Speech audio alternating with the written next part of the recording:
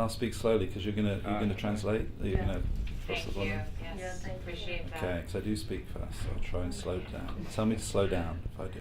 You like producer. Yeah. Yeah. Okay.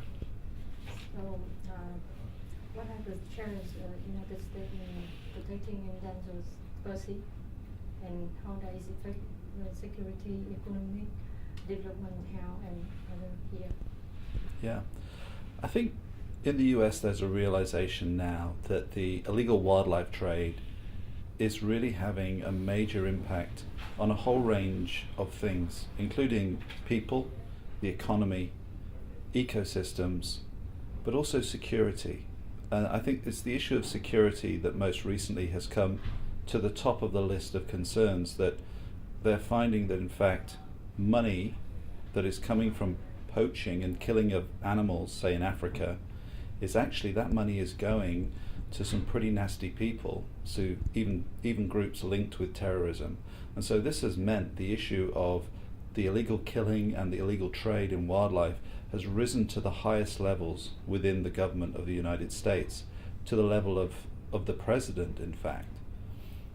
The challenges that they see really are multiple, and the issues of priority relate to particularly elephants and rhinos, where the ivory is taken for carvings and statues, and where the rhino horn is taken for a variety of potential uses for medicine or tonic or health. And it's because of the value of these products that has made criminal groups move in to take over the situation. And so it's linking to serious organized criminal groups that are running the operation. So it needs a serious response to a serious situation. And President Obama did sign this July executive order establishing a resident task force calling national strategy to combat wildlife trafficking. And what's the impact of endangered species trafficking? We were really excited when President Obama signed an executive order to establish a US-wide task force to combat wildlife trafficking. And that is what is at a cabinet level. So the top levels of government are going to work together to try to make sure that they can help deal with wildlife trafficking, not just in the US itself, but how can the US help other countries around the world with the problems that they're facing, where their animals may be being killed, where criminal gangs may be smuggling wildlife into their country, and where illicit traders are operating on the ground. And so the US is figuring out ways in which, with limited resources, it can reduce its own impact on wildlife through its own consumption and demand for wildlife, but also how it can help other countries deal with those problems too. And so what we see that happening, that can mean a number of things. I mean, one, it can mean that the US can start leveraging finances, technology, technical expertise, diplomacy, policy guidance across the world and across its programs to try and help make sure that wildlife trade is in there, is included in the list of issues they're working on, and it will help countries to, we hope, rapidly respond to a really growing crisis that is devastating populations in many countries in Africa, and also the wider issue of wildlife trafficking that's impacting many countries around the world. And United States and China has committed to combat wildlife trafficking. It is an important move towards stopping delicious wildlife trade. Yeah, I think there's a general understanding now that China and the US are the two largest consumers of wildlife in the world. And so therefore they're the most important countries to tackle in terms of their consumer demand for wildlife.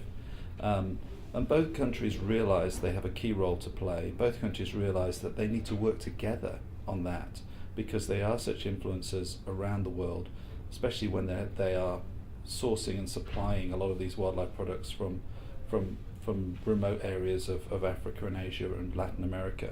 So they're going to try to do all they can, I hope, to reduce that impact of their demand for illegal products, and try and help people ensure that their products that are coming from those countries are sustainable and legally sourced whatever they may be as it relates to wildlife. So that should, in my view, include the whole range of things from fisheries products to timber products through to wildlife products, and ways in which we can try and make sure there are systems in place to push out all of the illegal products and maintain only the sustainable and legal products on the market. That's a massive task when they're such huge consumers, but there are ways of doing that. There's lots of different techniques, there's lots of different policies and strategies being developed, and within the next 6 months, the US, for example, will have come up with a strategy for how it's going to try and help do that. Okay, so why does China and United States become the destination of wildlife products? So the US and China are the main destinations for wildlife, I would say, for one reason, and it's sitting in my wallet right now in my pocket, and that's largely the issue of money. And I wish I had more of it, but I think that's really what's going on here. Is those are the countries that have the wealth to purchase products, particularly the more rare and higher value products, and those are the ones where it's fashionable to say have an ivory necklace or something like that. So that's kind of why it's happening, is because it's where the money is, it's where the demand is, and that's why the trade is shifting to those countries particularly. I mean, traditionally the US has always been one of the biggest consumers. China has only happened more recently, say in the past 10 years, that China has evolved as a major consumer. Prior to China, one of the major consumers for wildlife was Japan, but with changes in Japan, changes in regulation and understanding, and also sadly its economy, it has dropped off the radar in terms of one of the top priority countries for wildlife consumption. Okay, so last question. So wildlife trafficking is now rampant in Vietnam, in the US and Vietnam as well. And in your opinion, what does the government should do to deal with this situation? Yeah, I think the situation with the US and Vietnam in terms of wildlife trade is very clear that they have a key role to play in working together. I think the US and Vietnam have good relationships in many ways. They're talking about free trade agreements between them, and they have a